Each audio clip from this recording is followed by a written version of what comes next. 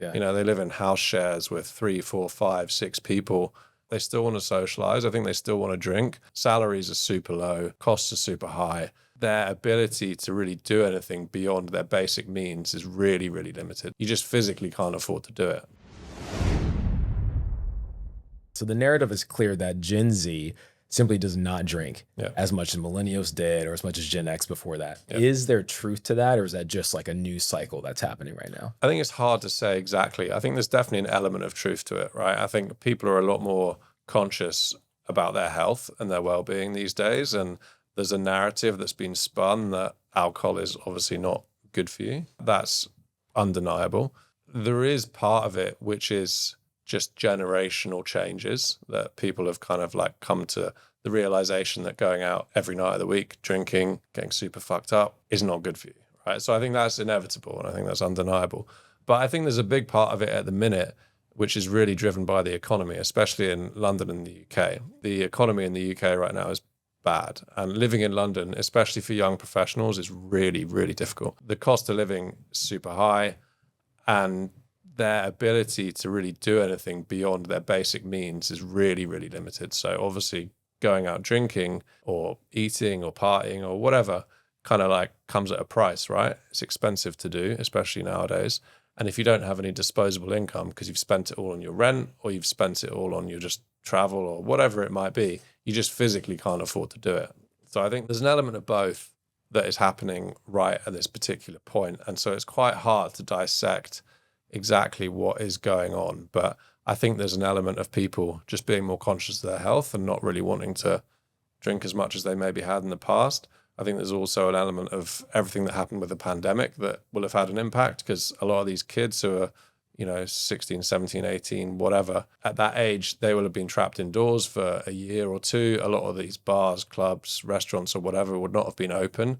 So the habits that they would have built during those times when they were coming of age to drink hadn't been formed, and they'd been doing other things instead. So now that, everything's back open, they just haven't got this sort of thing in their mind where they're like, oh, I'm going to go drinking every night of the week. But I think the main part, especially in London, that is really affecting the industry is the economy. It's really tough. It's so expensive to live there, honestly. Salaries are super low, costs are super high.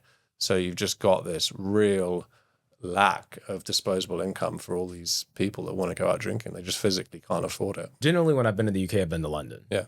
And London feels like a wealthy, bustling city. Yeah. But I've heard this, that if you take a train for, 10 minutes outside of London, it drastically changes. It does, hugely, yeah. Massively. It's a different world.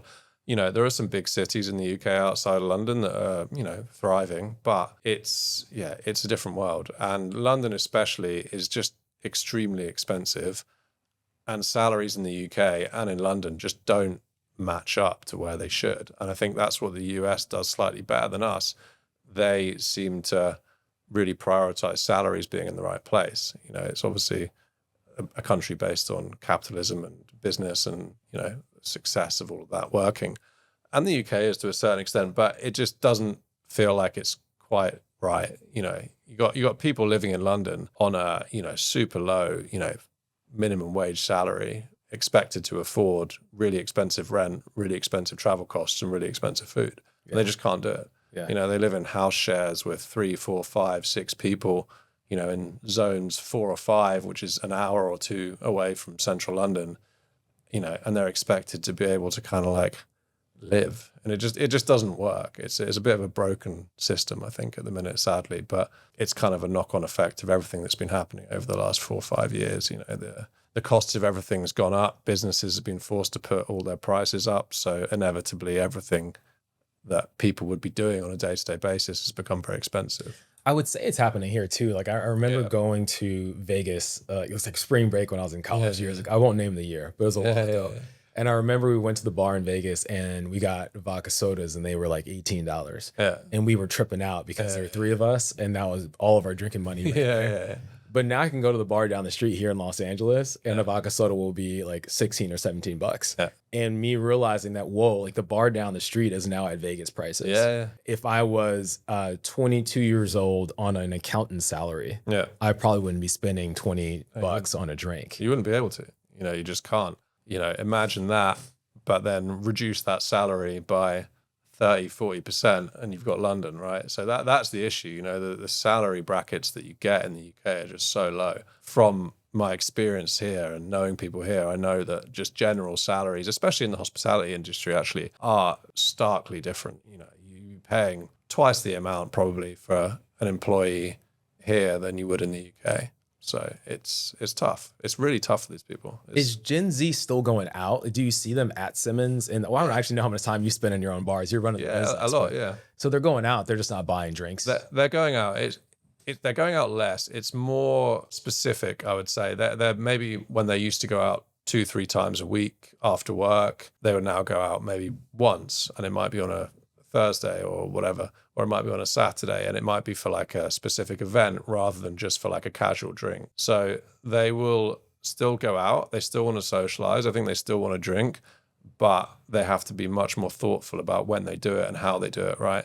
If you've got £50 to spend a week on something fun or something social, you're going to be a lot more specific about what you do, and you're going to make that choice with a lot more thought than you maybe would have when you had, you know, 150 or 200 pounds spare a week to spend on going out and doing fun stuff, right? You need to be very specific about it. So they are still going out, they are still wanting to do stuff, but they're just being a lot more thoughtful about what they're doing and how they spend their money.